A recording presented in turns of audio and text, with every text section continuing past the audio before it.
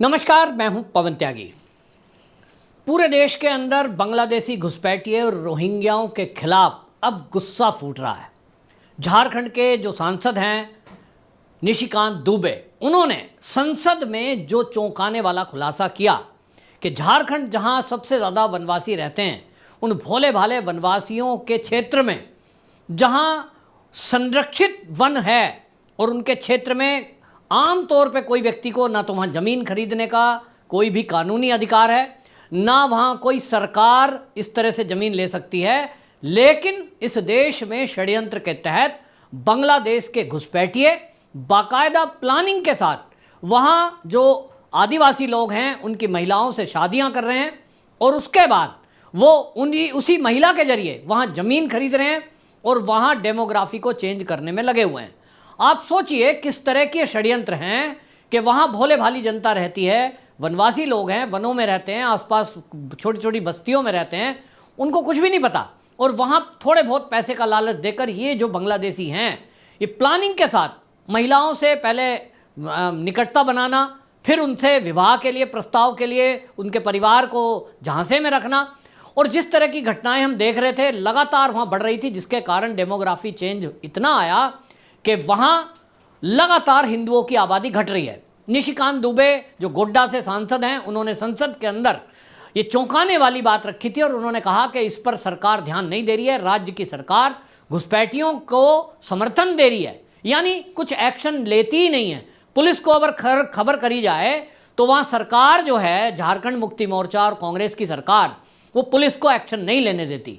इसी को देखते हुए अभी एक बड़ा आंदोलन वहाँ शुरू हुआ है और उसमें बड़ी संख्या में आपको बताऊं पाकुर में, वहाँ ये हुआ पाकुर जिले में एक छात्र था वनवासी और उसको जो है रोहिंग्याओं ने, बांग्लादेशी घुसपैठियों ने पकड़ करके पीटा। उसके बाद छात्रों में गुस्सा आया और गुस्से के कारण से वहाँ जब वो इसके खिलाफ रैली निकालने वाले थे तो आप सोचिए कि वहाँ की पुलिस से वो मांग कर रहे थे कि जो ये बांग्लादेशी घुसपैठिए यहाँ घुसे हुए हैं इनको पकड़ें और इनको हमारे प्रदेश से बाहर करें। पुलिस बांग्लादेशी घुसपैठियों के खिलाफ कार्रवाई करने के बजाय जो पाकुड़ जिले का वो जो कॉलेज था जिसके हॉस्टल में वो छात्र थे और वो एक योजनाबद्ध तरीके से कह रहे थे कि हम जिला मुख्यालय पर अपना एक प्रदर्शन करेंगे क्योंकि सरकार कोई भी ऐसा कदम नहीं उठा रही है जिससे ये घुसपैठिए झारखंड में आने से रुकें। छात्रों पर लगभग 100 से अधिक पुलिस वालों ने घेर कर लाठीचार्ज किया। इस पर निशिकांत दुबे ने एक्स पर पोस्ट लिखी और निशिकांत दुबे ने लिखा कि बांग्लादेशी घुसपैठियों के खिलाफ आज पाकुड़ में पुलिस की मारपीट के बाद भी आदिवासी समाज निकला। लव जिहाद व लैंड जिहाद की खैर नहीं, हमारी बहन बेटियों और ज़मीन को बचाने में सिद्धो कान्हो जी ने अंग्रेजों से 1855 में लड़ाई लड़ी थी, हम भी लड़ेंगे और हम लड़ेंगे। ये एक्स पर पोस्ट लिखी है। आपको बता दूं सिद्धो कान्हो जो है वहाँ आदिवासी नेता थे और उन्होंने तीर कमान के जरिए ही वहाँ अंग्रेजों का मुकाबला किया था और इसके कारण वो क्रांतिकारियों में उनकी गिनती आती है। आज उसी धरती पर बांग्लादेशियों को बसाकर वहाँ की डेमोग्राफी चेंज करने का प्रयास किया जा रहा है। तो अब आम जनता उठ खड़ी हुई है।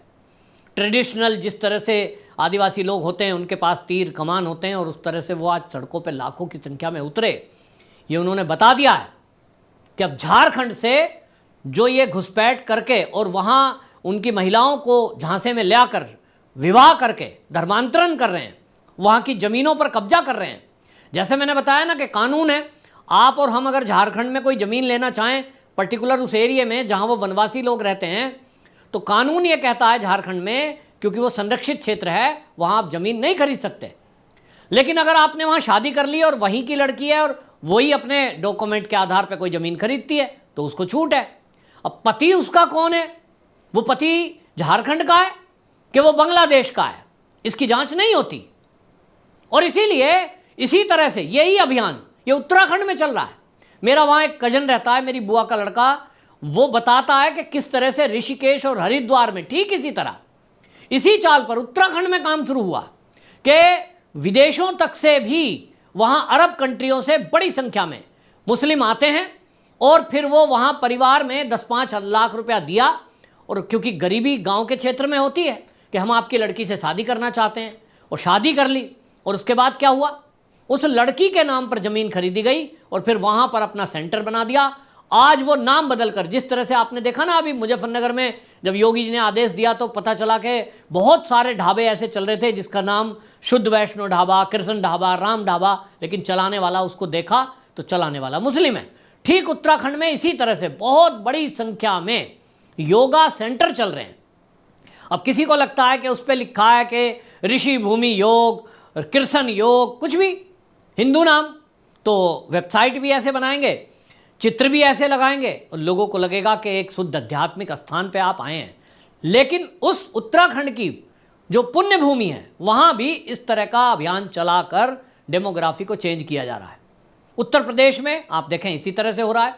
लेकिन हमारी न्यायपालिका इतनी गजब की है कि जब हल्द्वानी में इन्हीं घुसपैठियों से जमीन मुक्त कराने के लिए रेलवे अभियान चलाता है, पुष्कर सिंह धामी बुलडोजर लेकर के वहां पूरी पुलिस को भेजते हैं, तो सुप्रीम कोर्ट कहती है कि पहले इनके लिए मकान बनाओ, पहले इनके रहने की व्यवस्था करो, मानवता दिखाओ। आप मानवता दिखाने की बात कर रहे हैं ऐसे देश में जहां 40 करोड़ के करीब भारत के अपने जो भारत के लोग हैं वो गरीबी रेखा के नीचे थे, उनके लिए कोई मानवता कभी किसी ने दिखाई नहीं। लेकिन आज आप देखिए कि घुसपैठियों के लिए किस तरह से लोगों का एक पूरा एक समूह है, उसमें कुछ वकील हैं, कुछ कलाकार हैं, कुछ एनजीओ हैं और सब मिलकर के पूरा एक गिरोह है। मैंने एक्स पर ऐसी कई वीडियो पोस्ट की हैं कि यूट्यूबर वीडियो बना रहा है और बता रहा है कि किस तरह से म्यांमार से वो बर्मा पहुंचते हैं, बर्मा से बांग्लादेश आते हैं और बांग्लादेश से पश्चिम बंगाल में घुसते हैं, क्योंकि उनको लगता है कि भारत में एंट्री करने का सबसे सुरक्षित पॉइंट कौन सा है, वो है पश्चिम बंगाल। क्योंकि पश्चिम बंगाल में जैसे ही घुसेंगे वहाँ इस तरह के गिरोह काम कर रहे हैं जो आपका फर्जी पहचान पत्र, फर्जी बैंक खाता खोल देंगे, पैन कार्ड, क्योंकि वहाँ सरकार की तरफ से तो कुछ होता ही नहीं है। पुलिस का काम है कि वो देखे कौन घुसपैठ करके आया है, कौन नया व्यक्ति आया है, लेकिन पुलिस से मिली भगत है। और इसलिए बड़ी संख्या में आज जो देश के अंदर घुसपैठिए घुस रहे हैं उनका एक रास्ता जो हो गया है वो मैंने आपको बता दिया। मेरे पास आप मेरा एक्स अगर फॉलो करेंगे तो उसमें आप देखेंगे कि मतलब यूट्यूबर है वो बता रहा है कि म्यांमार से बर्मा, बर्मा से बांग्लादेश, बांग्लादेश से पश्चिम बंगाल और पश्चिम बंगाल से भारत, और उसके साथ वो कहते हैं कि बड़े आराम से आ जाते हैं। यहां तो कोई पुलिस रोकती ही नहीं है इंडिया में, पश्चिम बंगाल में। अब इस पर जब संसद में बहस हो रही है, इस पर एक कानून बनाने की आवश्यकता है, वरना कोर्ट तो ये हर बार रोकती रहेगी। जब दुनिया के हर देश में कहीं भी घुसपैठ के लिए कोई स्थान नहीं है, लेकिन भारत को एक धर्मशाला बना के छोड़ दिया है। ये बड़े दुर्भाग्य की बात है। मोदी जी को अब इस पर संज्ञान लेना चाहिए और एक सख्त कानून बनाना चाहिए कि जो भी बांग्लादेशी या कोई भी घुसपैठिया है जिसके पास वैलिड पेपर नहीं है, पासपोर्ट वीज़ा नहीं है, उसको तुरंत पकड़ें, जेल की सलाखों के पीछे डालें। अब इंटरनेशनल कानून है लेकिन कोई ये नहीं कहेगा कि आप इसको अपने देश में रखो। इसके लिए हमारे देश का अपना एक कानून होना चाहिए। योगी आदित्यनाथ ने इसको लेकर के कार्रवाई शुरू की है। पुलिस के सारे अधिकारियों को, सब डीएम को इसके बारे में बताया कि भैया ये जहाँ जहाँ हों उन्हें खोजें और उन्हें बांग्लादेश वापस भेजें, नहीं तो जेल में भेजें। आपने देखा कि पिछले दिनों उत्तर प्रदेश की पुलिस ने 150 से अधिक रोहिंग्याओं को पकड़ा है और अभी बरेली में बाकायदा वहाँ अभियान चला करके जब खोजबीन शुरू हुई तो पता ये चला कि जितने भी ये घुसपैठिए हैं उनकी मदद करने में बरेली में जो ये जन सुविधा केंद्र होते हैं ना, जहाँ पे आपका आधार कार्ड, पैन कार्ड बना लो ऐसा लिखा होता है, अब वो सरकार की तरफ से मान्यता प्राप्त आउटलेट हैं और उनमें खबर लगी निशांत, जिशान खान, सुहेल, रिजवान, रियाज, ये जो सेंटर चला रहे थे ये वहाँ रोहिंग्याओं का फर्जी पहचान पत्र बना रहे थे। क्या करना है उसमें? आप देखिए, अगर आपने आधार कार्ड बनवाया होगा तो आधार कार्ड बनाने के लिए आपको कुछ आईडी देनी पड़ेगी, बायोमेट्रिक आप लगाइए, आपका बना देने का वो उनका काम है। अब उसमें वो किसी और की आईडी लगा दे रहे हैं, बैंक का एड्रेस किसी और का, कोई और आईडी किसी और की, और फोटो व्यक्ति का, नाम कोई भी लग दो। भाई मेरा नाम पवन है तो पवन नाम के 1000 आप कार्ड बना सकते हो, फोटो अलग अलग लगा दो, तो अपना नाम पवन बताना है बस घुसपैठिए को, फोटो उसकी है, वो कहेगा साहब मैं तो पवन हूँ।